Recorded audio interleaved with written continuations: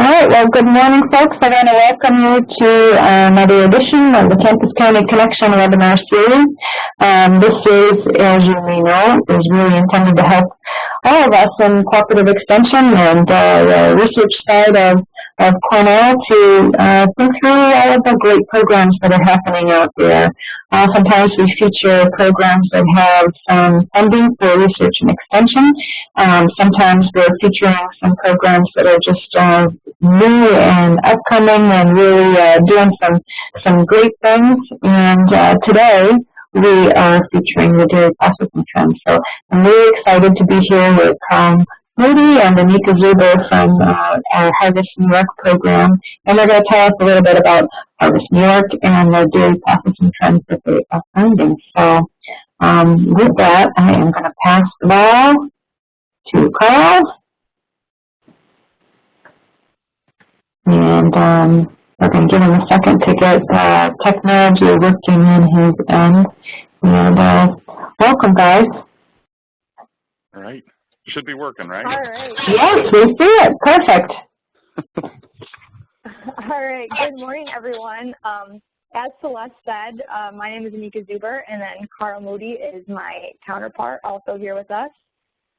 So Carl and I are both from Harvest, New York. So traditionally, Cornell Cooperative Extension's positions the agricultural ones have focused at things specifically at the farm level. For example, there might be a dairy specialist who focuses specifically at the dairy farm, or a crop specialist who focuses specifically on the field. And what Harvest New York does is it helps link the connection for agricultural product value addition. So we have a local food specialist, we have a dairy processing specialist, a meat and livestock processing specialist. So Carl and I are both the dairy processing specialists. And we focus on dairy processing and marketing. And the goal of all of the Harvest New York positions is to really focus on economic and workforce development throughout New York State. So with that being said, Carl and I focus a lot on workforce training in terms of economic development. If there's any opportunity for us to attract new dairy businesses to our areas of New York State or New York State in general, we always jump on those. And we focus a lot on either fluid milk, artisan cheeses, ice cream, yogurt, and any other products. So just to give you guys a snapshot of what we do and who we work with specifically, I am the dairy processing specialist for Northern New York. So here you see a graph, and I cover the 6 Northern New York counties. So that's Jefferson, Essex, Lewis, St. Lawrence, and Franklin.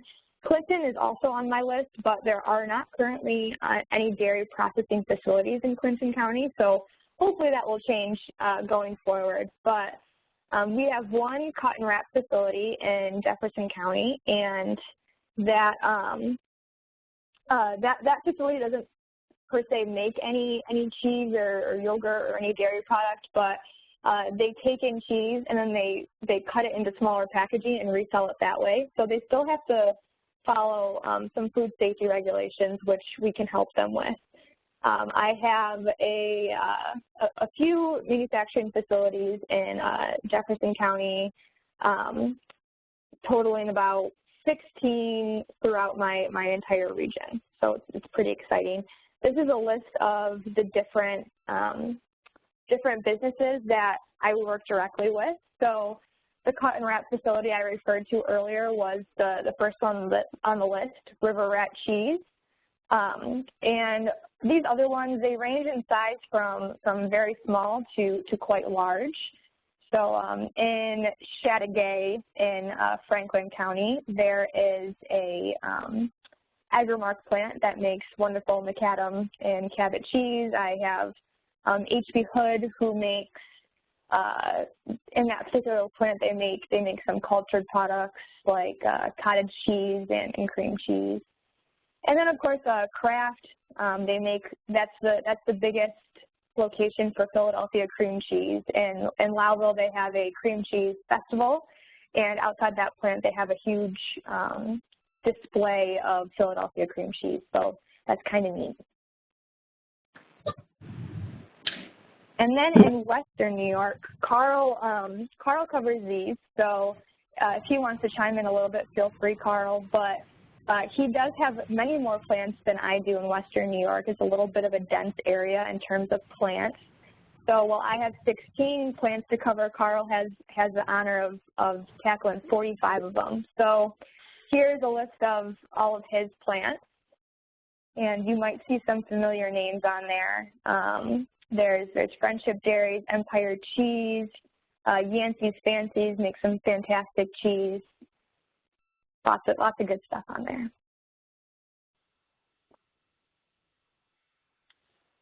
So just to give people a little bit of a snapshot on where dairy processing facilities lie within New York State, this is a map from 2014. We received this from the New York State Department of Ag and Markets. They have a division of milk control, and we work very closely with them. But as you can see, there's clusters of dairy plants all throughout New York State. And I know that you can't read this on your screen to determine which plant is which, but the goal of showing this slide is really to show the density of dairy processing facilities that we have throughout the state.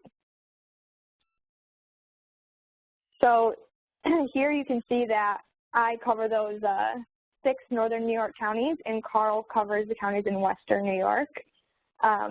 We both have similar distances to travel, so just for the heck of it, I was looking at Google Maps and calculating the distance that it would take me to get from my home office in Watertown to do an entire loop around the North Country and arrive back at Watertown, and it's just under 400 miles.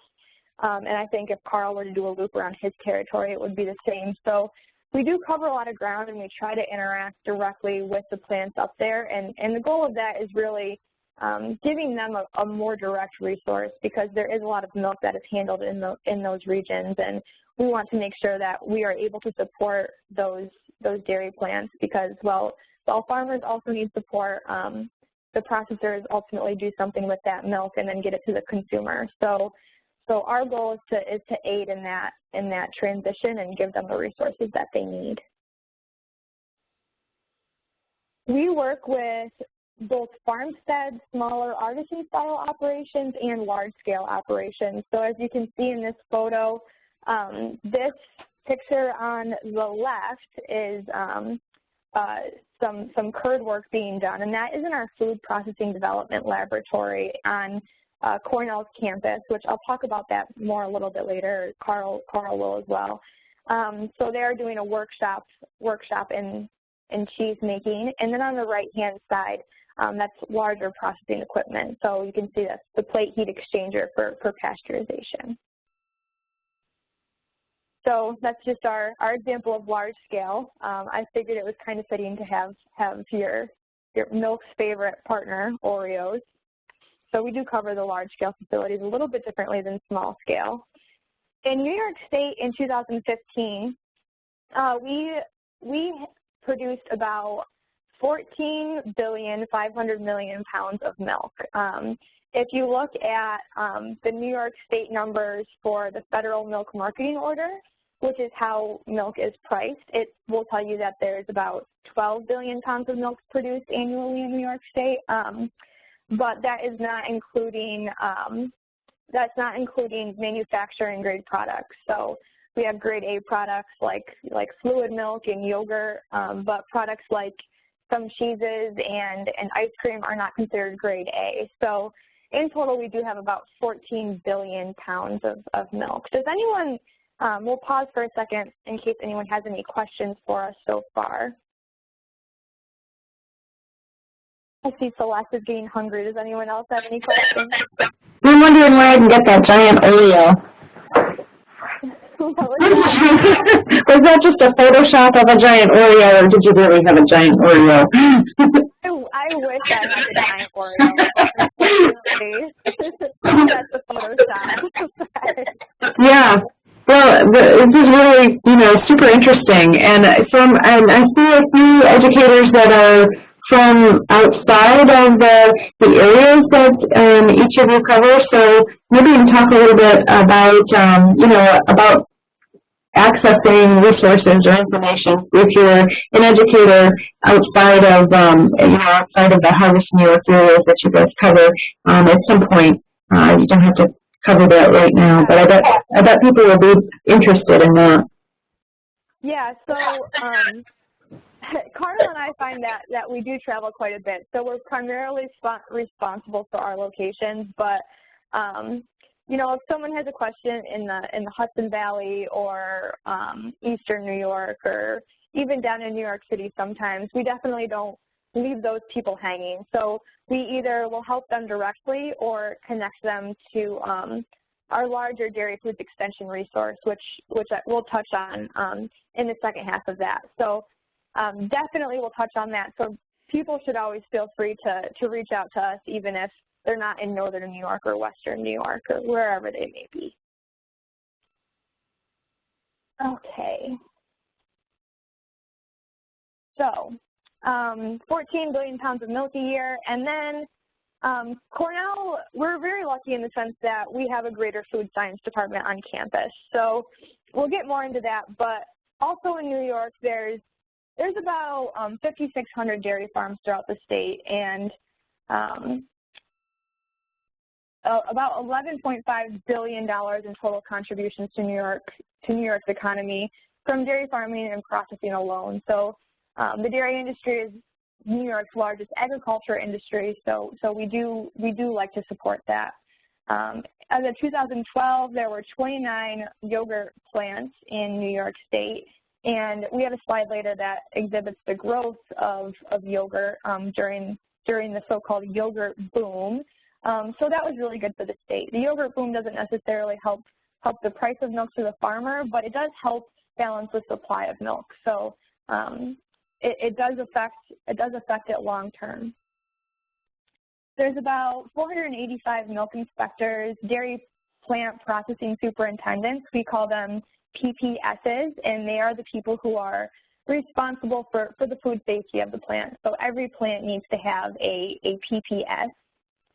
And then there's also dairy lab personnel and very important people in those plants, and that's a great job generator for people. So 4.27 additional jobs is generated in each state for every new dairy processing job. So you might be scratching your head asking what that 4.27 number means, but for every new dairy processing job created, that means you're pushing out more product, and that additional product has to be handled in some way. So it has to be transported somewhere, that requires labor. It needs to be put on the store shelves, that requires labor, and then it needs to be cashed out at grocery stores. So all of those do take a lot of labor into account. So we take a lot of pride in that. Cheese production. So here it says in 2013, cheese production in New York was at 776 million pounds in 2013. And I was trying to look up a more recent number here this morning, and I think we're right around a little over 800 million pounds as of 2015. But that number doesn't always include cottage cheese production. So we're number 3 in cheese production in the United States. So some brands you might recognize are Galvani. You might see the commercials that say Italy's favorite cheese. Yancey's Fancy out in Western New York. They're New York's artisan cheese, and they've been really growing like crazy. We have Kraft Foods, Great Lakes Cheese. I have a Kraft plant in the Great Lakes Cheese plant in my region, and Carl has them in his region as well. And that map in the lower right-hand corner illustrates all of the smaller artisans throughout the state. So you can see they are sprinkled all over the place, and that the cheese industry is a growing market within the United States and in New York State alone. So in terms of cottage cheese, you might be surprised to know that New York is the #1 producer of cottage cheese in the U.S. As of 2012, we produced about 193 million pounds. I think that number has gone up to 210 million pounds of milk as of 2015. And at the time, that represented 27% of the U.S. production. So some of our cottage cheese producers in the state include Upstate Niagara and Western New York, H.P. Hood, Friendship Dairies, Breakstone. So that's an important industry for us, and it seems that people don't necessarily point to cottage cheese as their favorite dairy product, but consumption has remained pretty steady over the years. So it's important for the New York State industry. Anika, this is Celeste. Can I just jump in with a question? You sure can.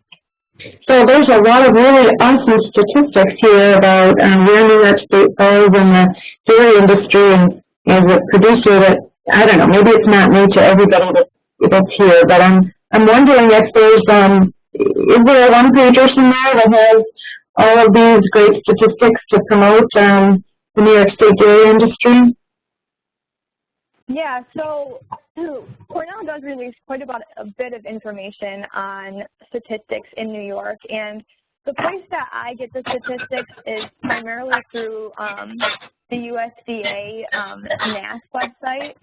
So sometimes it's a little bit tricky from that website to narrow down your field for what you're looking for. That website gives me a pretty good idea of what we're doing in production, and you can track things year to year. So I find that really useful, and we do use those statistics a lot to emphasize the importance of the dairy industry within our state and at a national level, really.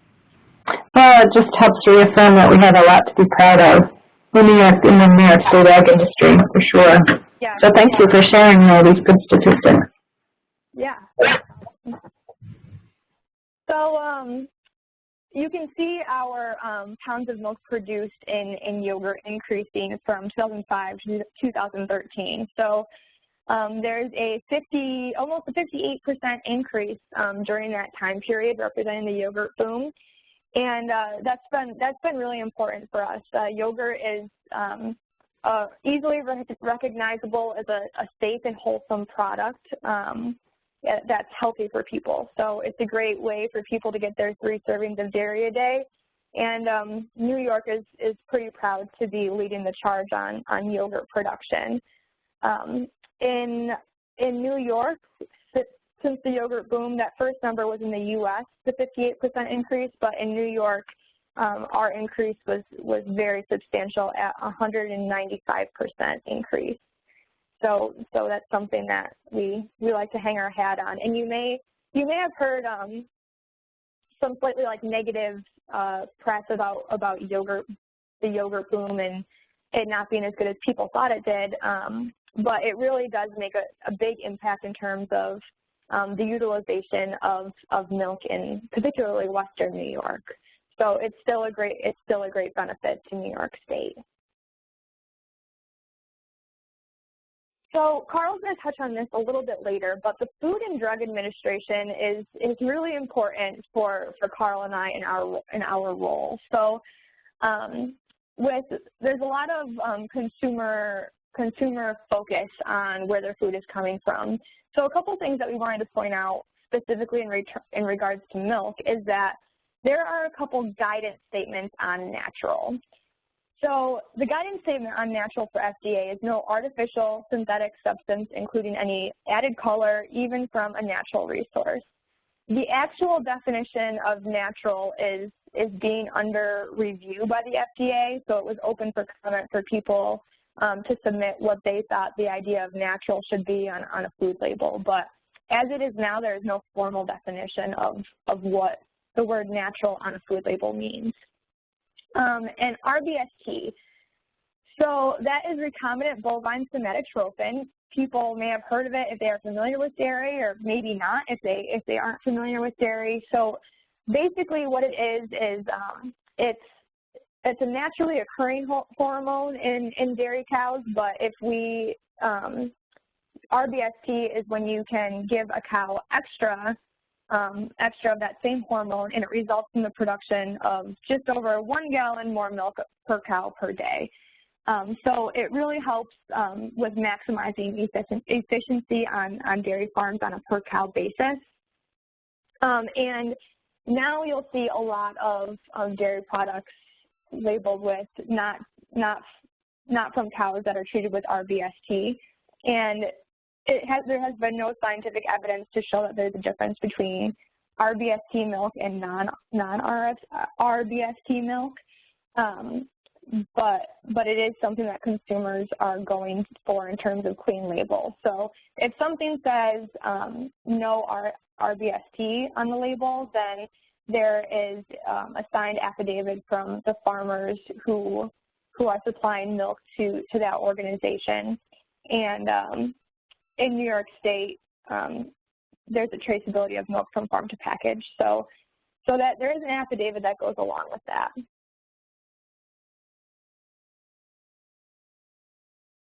And now we're going to move on a little bit to talk about the differences in product innovation over the years and what's been coming up in the future. So here we have a picture of Fairlife. There's different types of cheese. I mentioned that cheese is a growing market, and some yogurt and sour cream. In terms of product innovation, we have a picture here of Lactaid. Do we have anyone on the call who is lactose intolerant? Yes, no, maybe? So Lactaid is a product that is basically milk, but when someone is lactose intolerant, they cannot process the main sugar in milk, which is lactose. So they put lactase, the enzyme that dissolves lactose into simple sugars like glucose and galactose that are easily digestible by folks who are lactose intolerant. So it essentially eliminates the lactose in the product. And here there's a little explanation on some standard of identity issues that the dairy industry faces. So here it says, yet industry regulations based on standards of identity, and those standards of identity are what we are legally allowed to put on a label and making sure that that label represents what's in the product, prevents manufacturers from removing lactose and replacing it with lesser amounts of either sucrose or a non-nutritive sweetener while still using the descriptor milk. So you can see here that Lactaid has to be labeled with it's clear that it's Lactaid and not just milk. So it cannot be labeled as milk, even though the main ingredient is milk in that. And here we have another trend that's happening, the omnivore's dilemma versus the big fat surprise. I don't know if anyone on the call has heard about either of these books. Oh, hold on, we have a question. Hold on one second. Okay. New York Agriculture in the Classroom, working with teachers to help them integrate our curriculum. I'm in the process of creating a content-based learning experience with maple, but I would love to do the same with cheese or another processed dairy product, ensuring that our students know and understand the opportunities in dairy processing. Yes, so Katie's question revolves around if I'd be interested in helping with connecting people in the classroom, kids in the classroom with dairy-based careers. And I would absolutely be interested in helping with that. I just sent out a study that was done with an organization called NIATEP and Cornell and Harvest New York. And it basically shows that we have an aging population in food and beverage manufacturing in New York State. So a lot of the skilled labor that our plants have it's going to be replaced here pretty quick because they are aging out of the workforce. So that's something that we view as a really high importance. So yes, Katie, definitely get in touch with me because I'd be more than happy to help with this. So bringing it back to some trends. So I'm sure someone's heard of omnivore's dilemma or the big fat surprise. Omnivore's dilemma is written by Michael Pollan, and he really focuses on how you should minimize fat in your diet.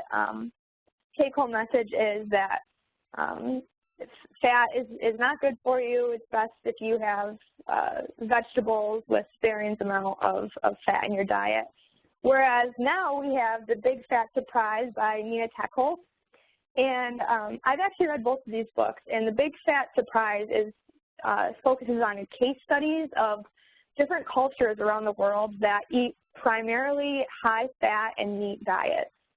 And it shows that the cultures that Nina focuses on basically exhibit that they have an extremely low incidence of chronic heart disease, and it kind of begs the question, is full-fat products, are they really bad for us, or what's going on here?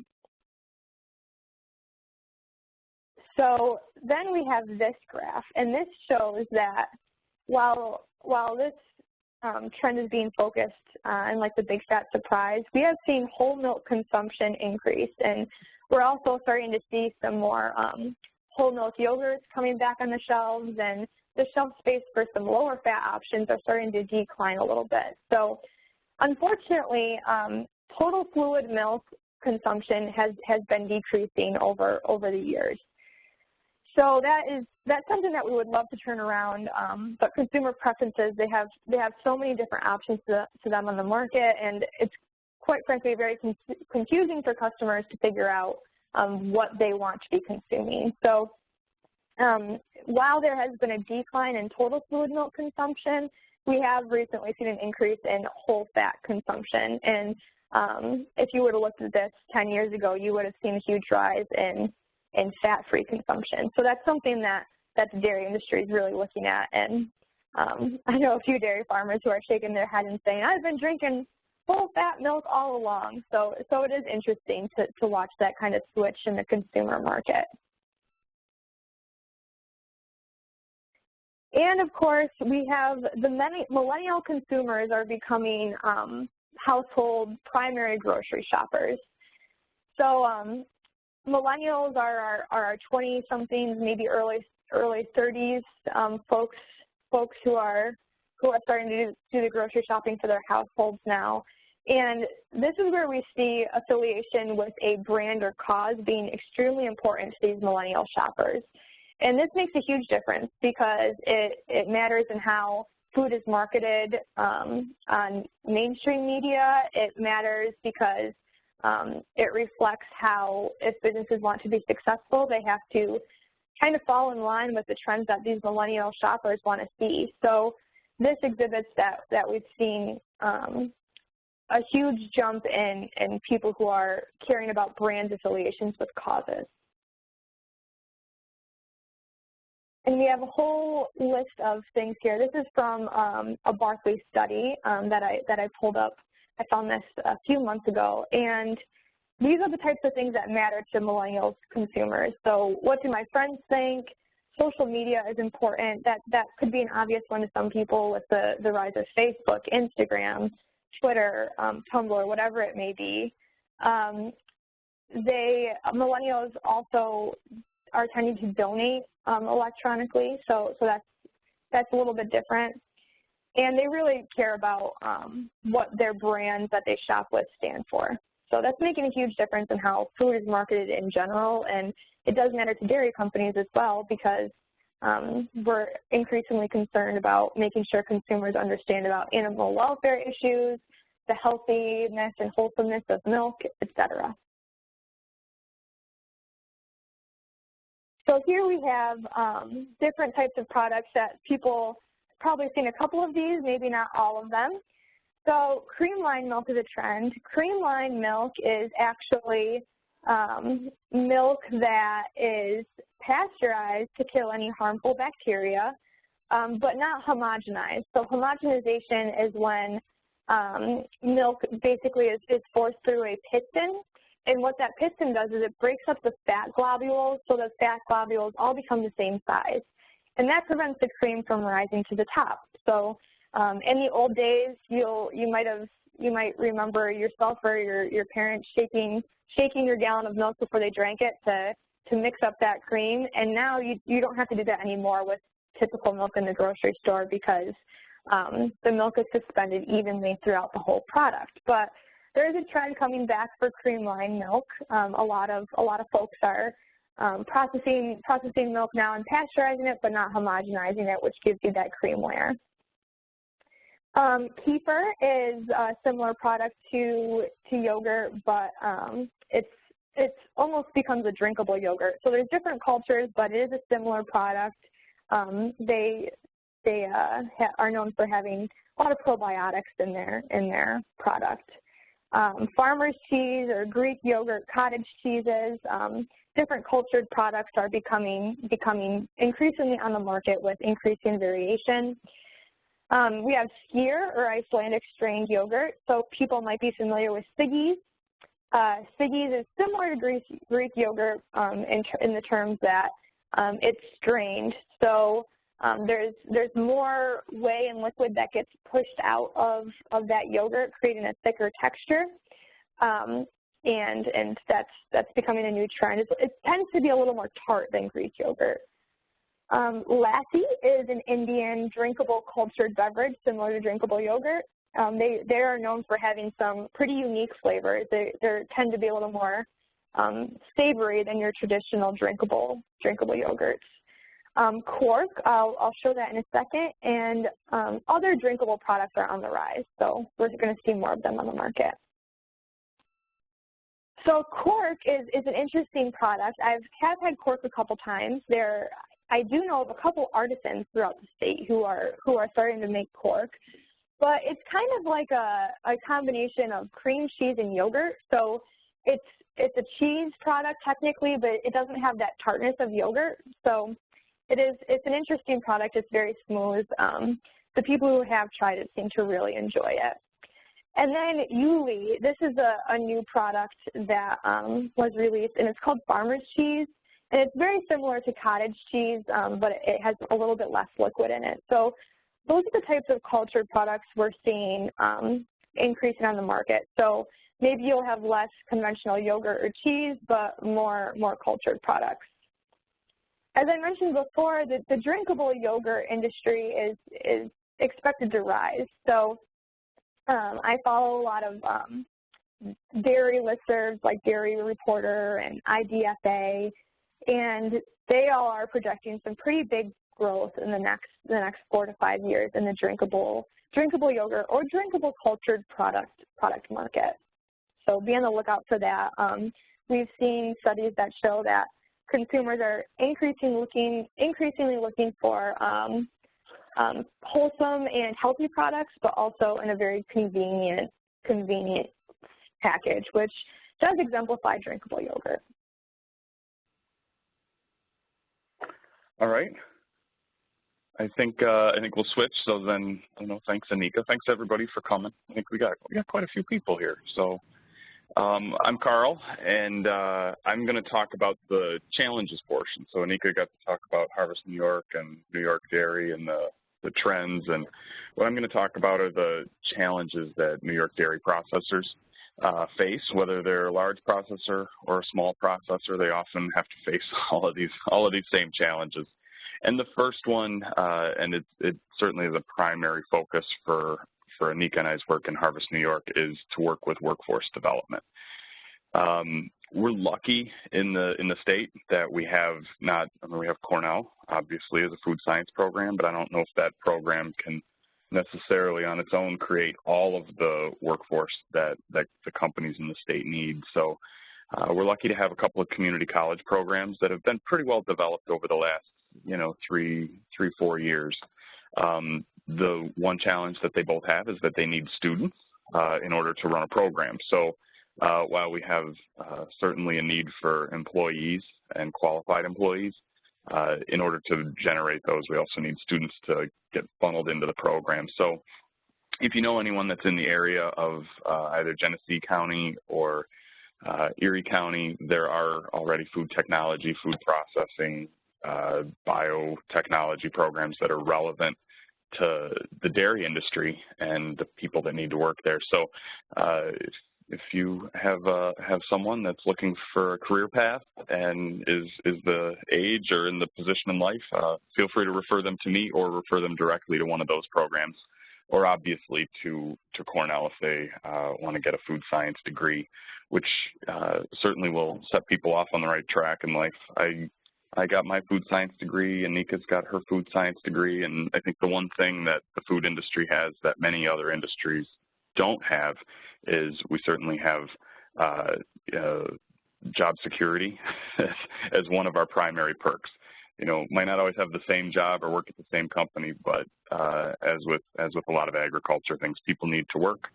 So if they need to work, they're going to need education. Carl, this is Celeste. I'm just going to jump in for one second, if that's okay. Yep. Wanted to just remind people that if they have questions or thoughts or suggestions, go ahead and add them to the chat box. I see some folks are using Q&A. Q&A is fine if you have a question that other people are, you want other people to answer, but really the chat will be, is a good place to just put some questions in. So this is super interesting, and I really appreciate Anika and Carl sharing all of this information with us. And so I love that there's a part 1 and a part 2 because they're very different. So I'm super curious what's going to happen next now that I'm hungry for some yogurt and cream cheese and cottage cheese. But I just want to remind folks to go ahead and ask some questions, and we'll be attending to those. So go ahead and put them in. Thanks, Carl. Yeah, no problem. Yeah.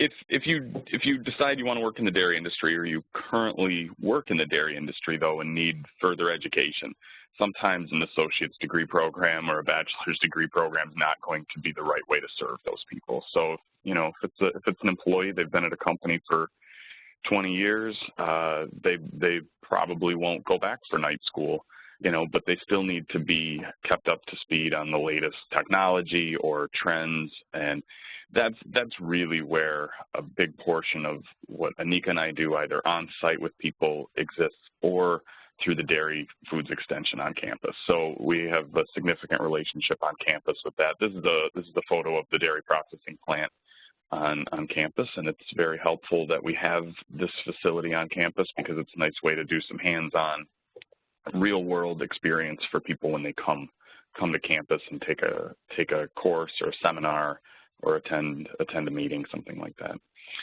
For the people that have been on campus, I would assume that this building is pretty familiar because if they want to get ice cream, they go to the dairy bar, which is, I don't know, you can't see it in the picture, but it's a little bit further to the right.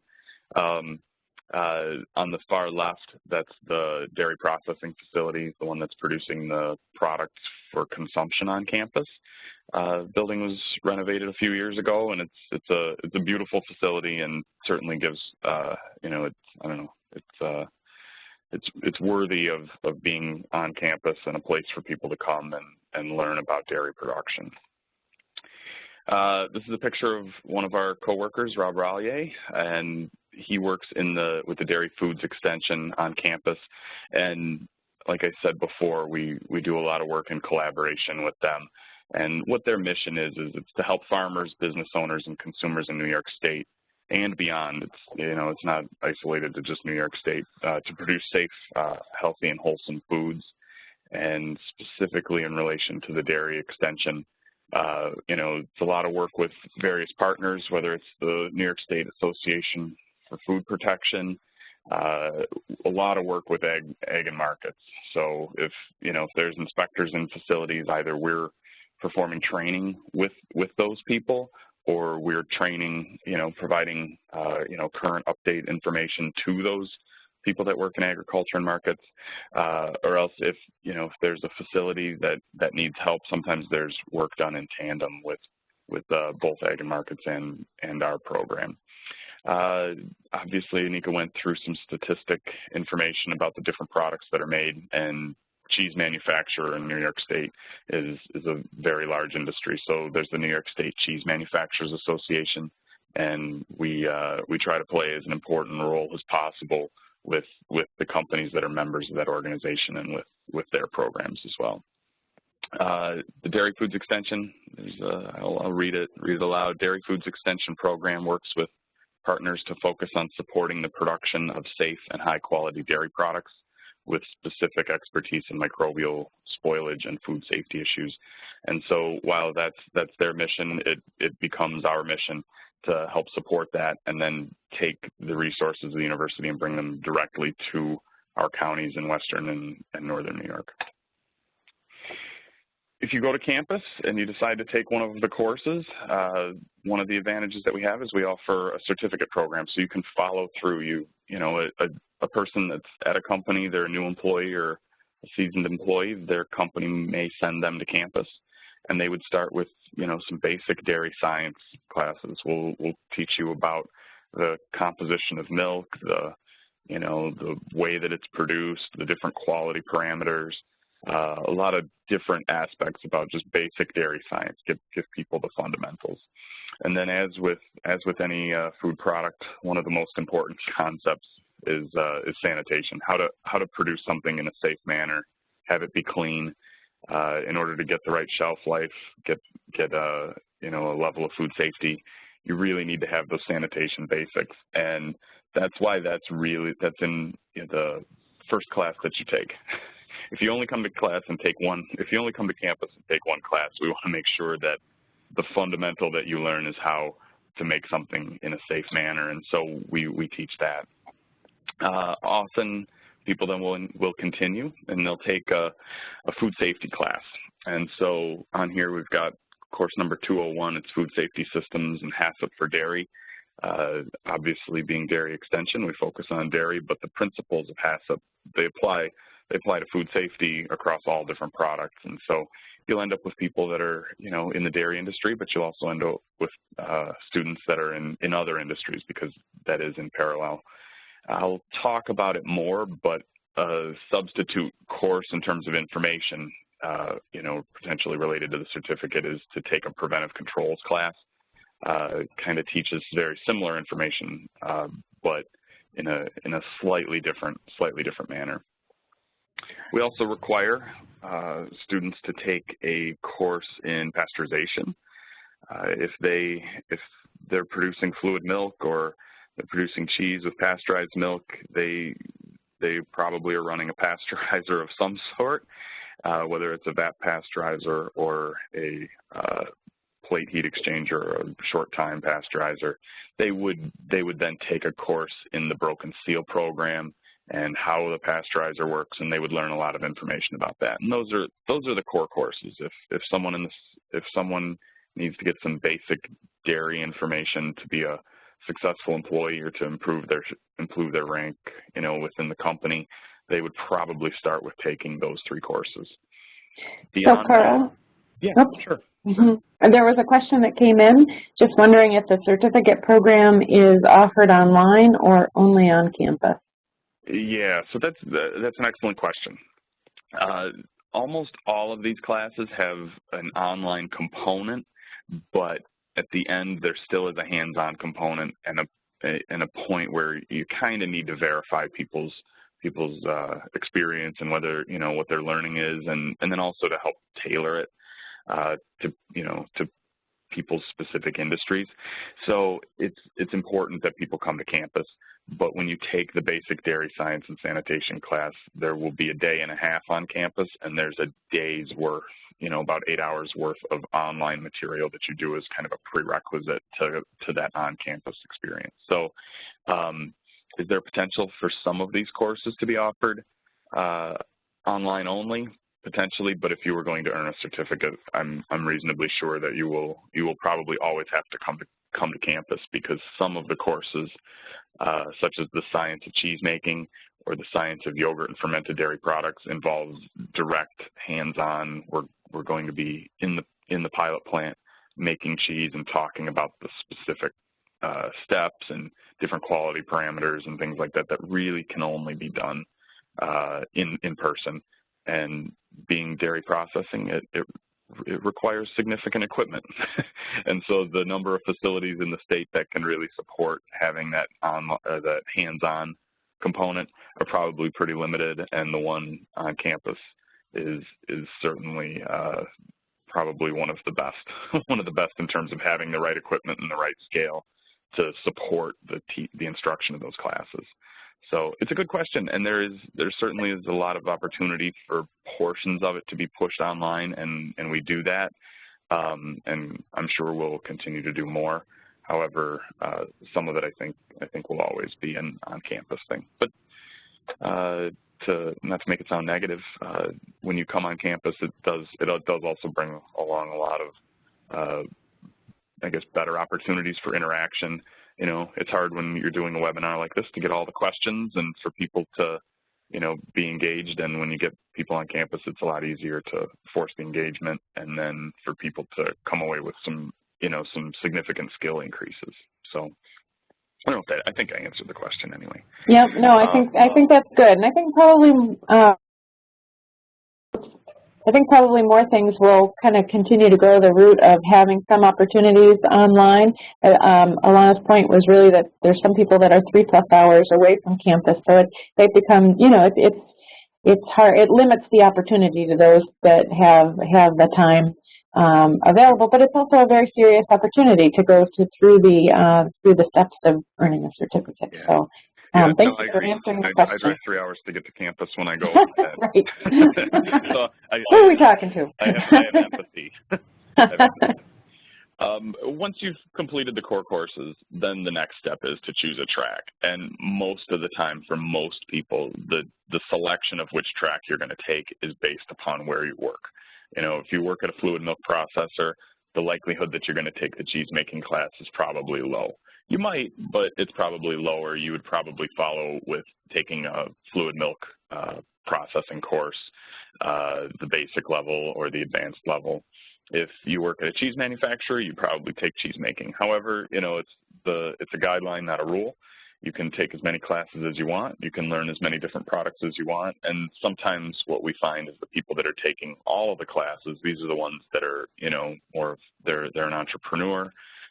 They're starting their own business. They want to learn more about how all the products are made so that it can help them with, you know, the selection of what they're going to do for their process. Or, you know, if they want to expand their market, you might send a bunch of people to take a membrane evaporation and drying technology course. So over the years, we've seen that as plants expand and they acquire new technology before the equipment arrives, there are, you know, teams of people that are attending classes, learning the basics and the fundamentals of that technology first. Once you finish your basic level, then you proceed on to an advanced level course where there's, you know, maybe a little bit more detailed or scientific or technical information, and it certainly, gives an opportunity to present a significant amount more information and for people to ask more advanced questions to, you know, to a different group of instructors. So once you finish that, then you should successfully pass your test, and like Evelyn here in this picture, you will receive your certificate of completion. And then, you know, the goal is for that to help you at your current company or for you and to be able to enhance your value to the dairy industry in New York. Going along with workforce development, we have another issue, which is just the availability of labor and the cost of labor. So if you're a dairy manufacturer, whether you have 1 employee or you have 500 employees, you have the same problem, just at different degrees. And one of the challenges is, I think, with the entire food industry is that it doesn't have necessarily the appeal that, say, you know, working in biotech does or working in, you know, medicine does. And so it's, you know, it's kind of a quiet industry. You know, the people that work in it, they're well aware of it, but I think in general the awareness of the rest of the population of all of the potential careers in food manufacture and specifically dairy manufacture are somewhat limited. So one thing that we do is we try to help those companies with the advertising of their position and of, you know, I guess their proximity to people. So for the benefit of this group, We've got some lists here. These are the companies. It's the same list as before, but these are this is a a breakout of the companies that are going to have say between 100 and 500 employees, and potentially more. When we talk about dairy careers, we also sometimes we just think about the careers involved in food manufacture that are specific about cheese making or about production of yogurt, who's going to clean the equipment. But all of these companies have all of the other support functions too. If you work in warehousing, they need warehousing people at these companies. If you're an accountant, they need accounting people at these companies. And those are some of the positions that I don't think people necessarily recognize all the time. And so it's important, depending on where you live or if you have family members or people that you encounter in your jobs, to realize, all right, well, if I know somebody that's looking for work in West Seneca, New York, it's important, for this company, Upstate Farms, to be able to get the message out that, we employ a couple hundred people in West Seneca, so let's try to communicate that so that it's easier for us to find employees in our areas. It is a challenge. Maybe West Seneca, which is just outside of Buffalo, is not the best example, but when you get to some of the companies that are further out, finding people that have the right skill set that are available to work at those companies is sometimes challenging. So here's a list of the big employers related to dairy in Western New York. And then in Northern New York, same situation. You have a lot of companies that are employing, between 100 and 500 or 300 people in all different capacities, and they're all on the constant lookout for people. So we've got some links here to their career websites or to their main homepage to, if you know somebody, to help take away the first hurdle to finding a job there. The next challenge that dairy processors have and that we attempt to help them with is compliance with the Food Safety Modernization Act. There's a picture of Barack Obama here. I don't know if this is actually him in 2011 signing the particular bill, but I'm sure it looked something like that in 2011 when he signed the Food Safety Modernization Act. That law prompted the creation of many different regulations and rules with the FDA related to the production of all food products and specifically related to dairy. All of our dairy facilities are going to have to comply. In those rules, we have the mandatory preventive controls for food facilities. So it's developing a HACCP-based system for all of those facilities. It also involved foreign supplier verification. It gave the FDA the ability to access records. So if the manufacturing plant has records that support their food safety plan, it also gave the FDA that authority to access those records. Supply chain documentation, mandated inspection frequency was a part of it. Some recall authority. In the past, the FDA asked you as your company to recall your product, and now they can actually tell you to recall your product. So instead of just making your life uncomfortable, they can make it very uncomfortable. Product traceability is a part of that. Registration of food facilities, which has been in place for quite some time, but is a part of it. Enhanced import control, same thing. Similar slide. The important part that's different on this slide is that we talk about the dates of compliance. So large food manufacturers, unless they made only grade A products, if they had more than 500 people, they were forced to be in compliance with the Food Safety Modernization Act and the Preventive Controls for Human Food rule in September of 2016. So this has been something that's been a focus of the Dairy Extension Program and Anika and I with Harvest New York since since we started in our positions, but definitely since the beginning of 2016. We've been a part of many courses teaching people that work at facilities of all sizes on how to build their food safety plan to become compliant before September of 2016. Involved with the development of those programs is some specific preventive controls. So to take a 20-hour class and break it down into one, maybe I got one slide. when you have a food product, it doesn't matter what it is, if it's mayonnaise or it's sour cream, you have to follow a similar process of identifying what the possible ways that you could make someone sick or kill someone are. And once you've done that and you say, all right, well, listeria in cottage cheese is a problem, as an example, then you need to develop controls about how you're going to manage those hazards. And so oftentimes they fall under process controls, which was kind of the historical set of controls that people would have. But now it's expanded, and so you have these 4 different types of controls. You have process controls.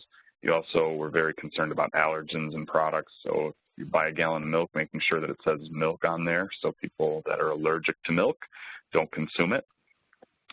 Same thing, maybe a little bit more relevant with nuts or seafood. You need to make sure that you're communicating and controlling allergens. Sanitation controls. So if you have a process and there's an opportunity for recontamination of the product, so if the environment's likely to, contaminate your product with listeria or salmonella, you'd have a control to manage that. If you are buying ingredients from someone and you're not going to control it, then you have to rely on your supply chain and develop programs of how you're managing your supply chain to ensure the food safety. And so this has been a significant effort for not only the manufacturers, but also within the Cornell Food Science Department and with Harvest New York, and with a lot of supporting programs to help companies become comfortable that they're compliant with the preventive controls. Carl, as we come to a close of our hour here, can I just ask you to as you're wrapping up your thoughts, help folks know where they'll find more information about this process and getting involved?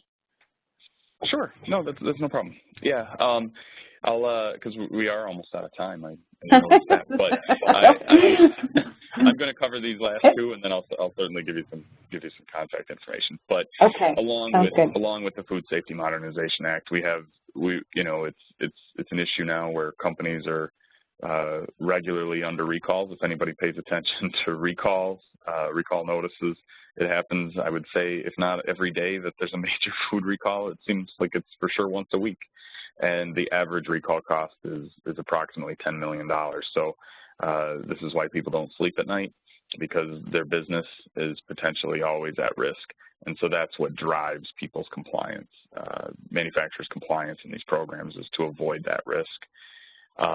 I'll also talk a little bit about farmstead processors. I think Celeste talked about, you got a 3-hour drive for people to come to class, and that's a big issue, is how do you get the time to, not only run your business, but also educate yourself on ways to improve your business. And so it's finding time. It's also finding the market.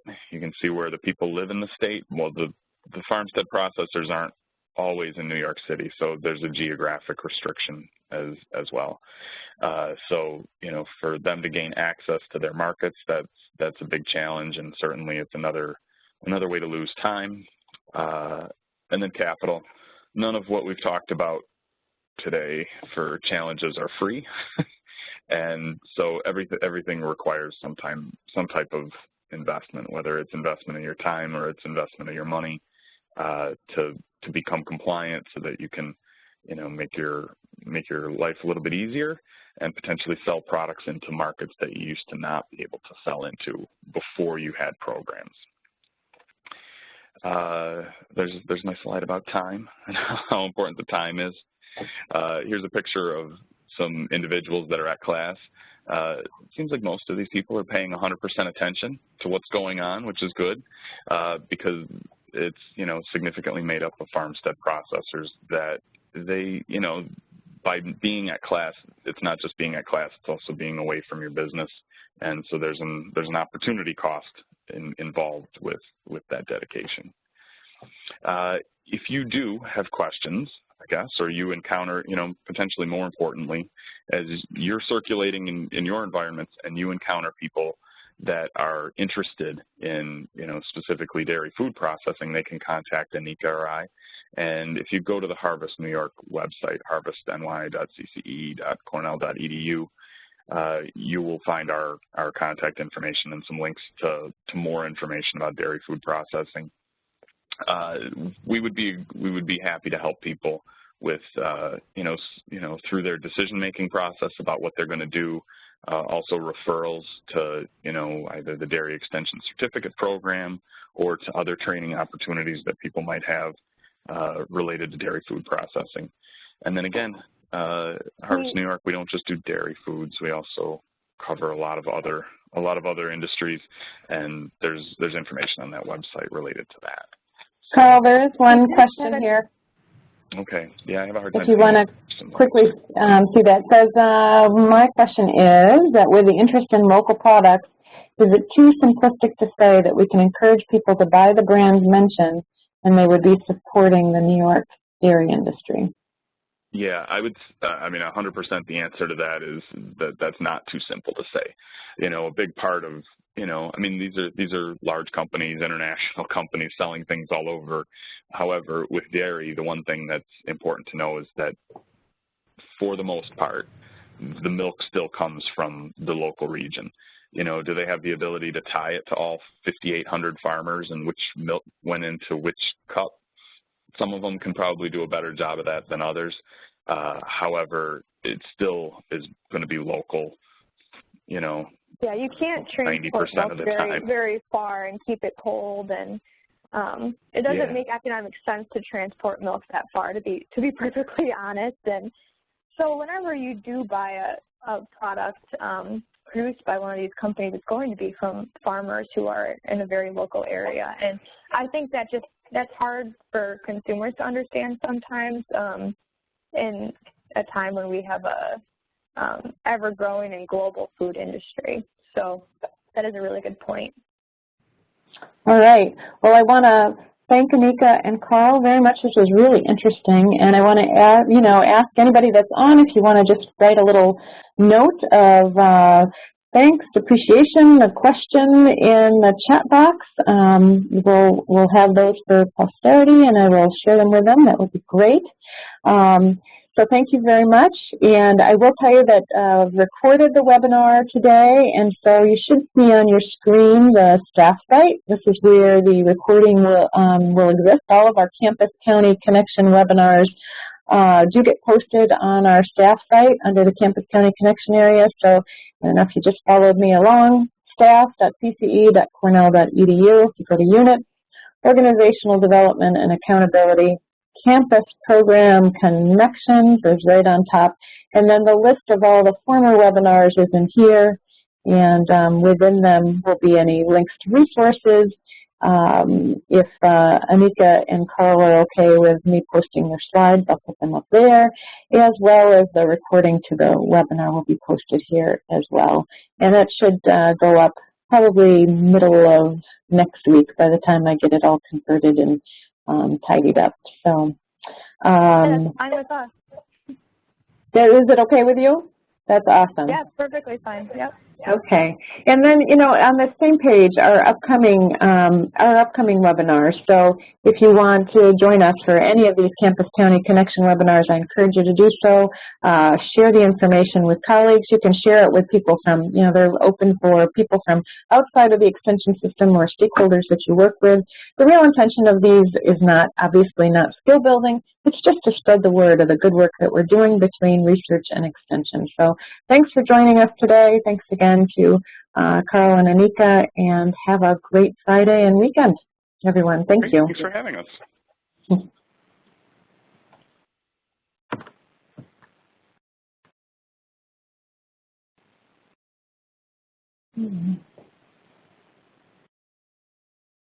Okay, so Carl and Anika, if you guys want to stay on for just a minute.